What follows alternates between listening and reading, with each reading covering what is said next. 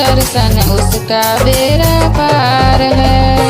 आज रविवार है, प्रत्येक काल में जो प्राणी जल सूर्य को अर्पित करते हैं, जल सूर्य को अर्पित करते हैं, उसकी दशा बदल दे पल में खुशहाली वो भरते हैं, खुशहाली वो भरते हैं।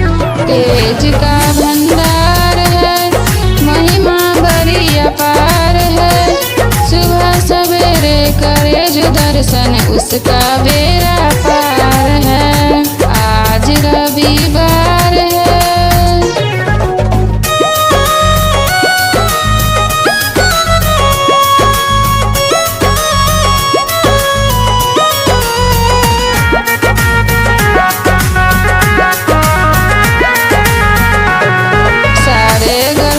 सबसे पहले सूर्य देव ही आते हैं, सूर्य देव ही आते हैं।